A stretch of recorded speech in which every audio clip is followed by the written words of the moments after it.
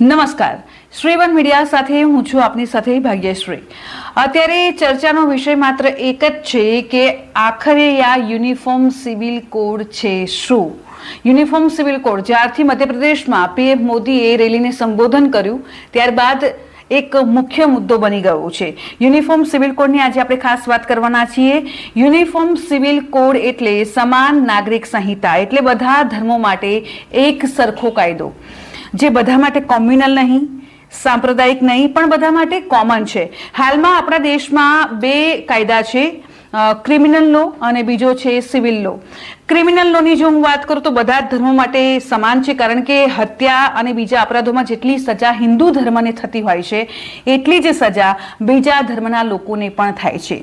આ છે અપરાધિત સંબંધિત લો, જેને આપણે ક્રિમિનલ લો કહીએ છીએ। પણ જો હું સિવિલ લો ની વાત કરું છું તો આજે પણ આપણા દેશમાં સિવિલ લો કાનૂનને લઈને એક સમાન કાયદો આજે પણ નથી। સિવિલ લો નો મતલબ છે કે લગ્ન, સંપત્તિ અને ડિવોર્સથી જોડાયેલ કાયદો। ભારત આવા મામલામાં હિન્દુ, બૌદ્ધ અને જૈન ધર્મના લોકો સમાન કાયદાના દાયરામાં આવે છે। આ કાયદો ભારતના ખાસ કરીને મુસલમાન પર, ઈસાઈઓ પર અને સાથે જ પારસી ધર્મો પર લાગુ થતા નથી, કારણ કે આ બધા ધર્મોમાં પોતાના પર્સનલ, પોતાના અલગ અલગ લો છે। જો ભારતમાં સિવિલ કોડ લાગુ થઈ જાય તો જ ભારતના બધા જ ધર્મોના લોકો એક સમાન કાયદાના દાયરામાં આવી જશે અને ત્યારે જ કદાચ ભારતનું સંવિધાન ધર્મનિરપેક્ષ બની શકે છે, એક સમાન બની શકે છે, કારણ કે ભારતનું સંવિધાન ધર્મનિરપેક્ષની વાતો તો કરતું આવ્યું છે અને એ પણ કહે છે કે ભારત સમાન નાગરિક કાનૂન વ્યવસ્થા હોવી જોઈએ। પણ બીજી તરફ આપણા જ દેશમાં લોકોના ધર્મના હિસાબથી અલગ અલગ કાયદાઓ છે। એક્ઝામ્પલ તરીકે જો હું વાત કરું તો ભારતમાં કાયદો છે કે 18 વર્ષથી નાની છોકરીના લગ્ન ન થઈ શકે। જો તે છોકરી આવું કરે છે તો લગ્ન માન્ય ગણાતા નથી। આ બધું તમે બધા જાણતા જ હશો। ગેરકાનૂની માનવામાં આવે છે જો 18 વર્ષથી નીચે વયની જો છોકરી લગ્ન કરે છે તો। તે જ રીતે મુસ્લિમ પર્સનલ લોની દ્રષ્ટિએ જોવામાં આવે તો 15 વર્ષથી છોકરીના લગ્ન માન્ય ગણાય છે, ગેરકાનૂની પણ ગણાતા નથી। એટલે જરા વિચારો કે આ જ દેશમાં જો કોઈ હિન્દુની છોકરી છે જે 18 વર્ષથી નાની ઉંમરમાં મેરેજ કરી લે છે તો એ લગ્ન ગેરકાનૂની થઈ જશે। પરંતુ તે જ છોકરી મુસલમાન પરિવારથી આવતી હોય છે તો એને 15 વર્ષની ઉંમરમાં છે, મેરેજ કરી લે છે તો કાયદાની દ્રષ્ટિએ સાચી માનવામાં આવે છે, કાયદાની દ્રષ્ટિએ તે સાચું છે। તો થયા ને બે અલગ અલગ કાયદા। ભારતમાં યુનિફોર્મ સિવિલ કોડને હંમેશા રાજનીતિક ચશ્માથી જોવામાં આવતા હોય છે। બહુ જ બધા પક્ષો મુસ્લિમ તૃષ્ટિકરણના કારણે તેનો વિરોધ કરતી પણ આવે છે, પણ બીજેપીએ તેની સ્થાપના પછીના શરૂઆતના વર્ષોમાં જે વાયદો લોકોને આપ્યો છે તેમાં યુનિફોર્મ સિવિલ કોડનો વાયદો પણ હતો અને બધા જ વાયદામાં હવે માત્ર બસ આ જ વાયદો બાકી રહી ગયો હતો। આપને જણાવું તો બાકી બધા વાયદા મોદી સરકારે પૂરા કર્યા છે। આપણે સૌએ જોયું છે, આપણને બધાને યાદ છે કે મોદી સરકારે અથવા તો બીજેપીએ જે વાયદા કર્યા હતા, સૌથી પહેલો મહત્વનો મુદ્દો હતો રામ મંદિરનો મુદ્દો હતો। ત્યારબાદનો મુદ્દો તો જમ્મુ કાશ્મીરમાંથી અનુચ્છેદ 370ની કલમ હટાવવાની વાત હતી। સાથે સાથે જ 3 તલાકની પ્રથા જે કહી શકાય તે બંધ થવું જોઈએ તે પણ સમાપ્ત થઈ ચૂક્યું છે અને હવે માત્ર બાકી છે તો યુનિફોર્મ સિવિલ કોડ, તે પણ આવનારા મહિનામાં નવો કાયદો જોવા મળી શકે છે।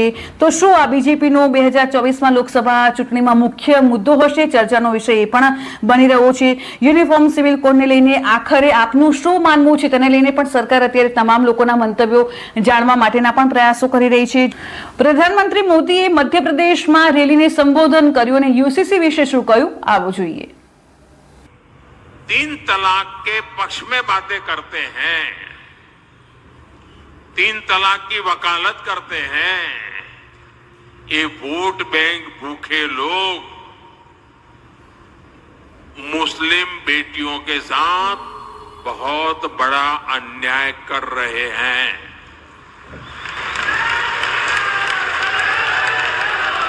अच्छा, कुछ लोगों को लगता है कि भाई ये 3 तलाक से तो सिर्फ महिलाओं की बात हो रही है।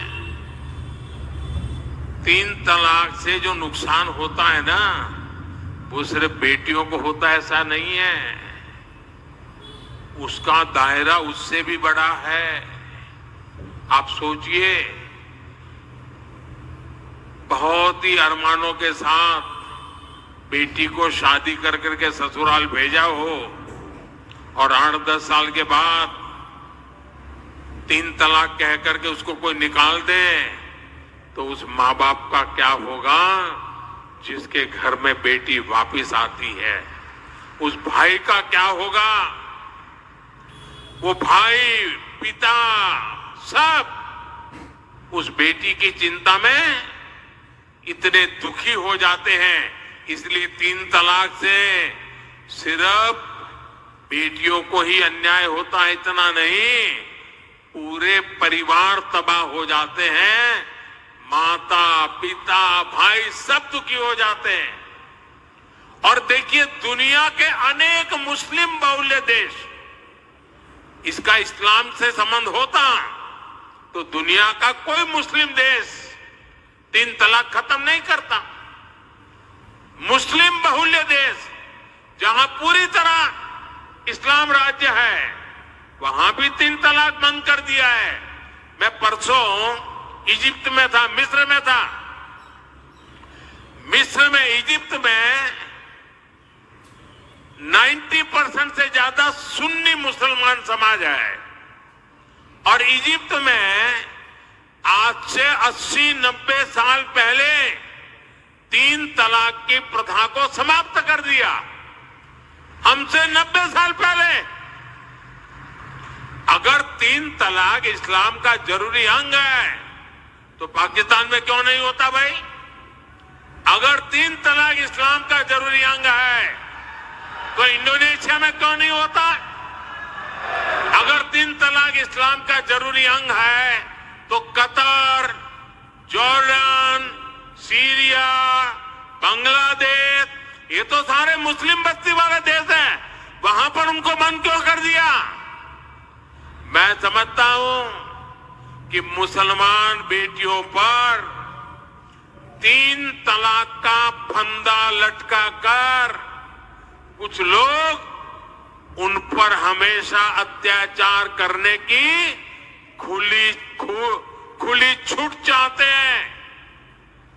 यही लोग 3 तलाक का समर्थन भी करते हैं और मैं जानता हूं कि इसलिए ही मेरी मुस्लिम बहनें, बेटियां, मैं जब भी जहां जाता हूं वो भाजपा के साथ खड़ी रहती है, मोदी के साथ खड़ी रहती है।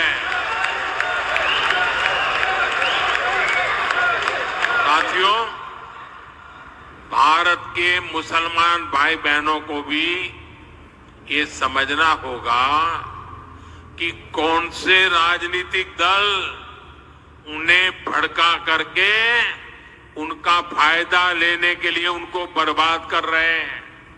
आजकल हम देख रहे हैं कि यूनिफॉर्म सिविल कोड के नाम पर ऐसे लोगों को भड़काने का काम हो रहा है।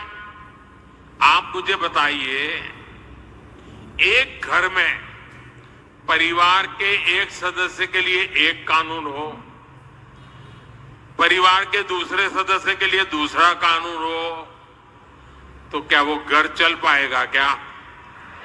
कभी भी चल पाएगा क्या? फिर ऐसी दोहरी व्यवस्था से देश कैसे चल पाएगा? हमें याद रखना है कि भारत के संविधान में भी नागरिकों के સમાન અધિકાર की बात। આ સાથે જ શ્રીવન મીડિયામાં અત્યારે બસ આટલું। વધુ સમાચારો અને અપડેટ માટે આપ જોડાયેલા રહો શ્રીવન મીડિયા સાથે।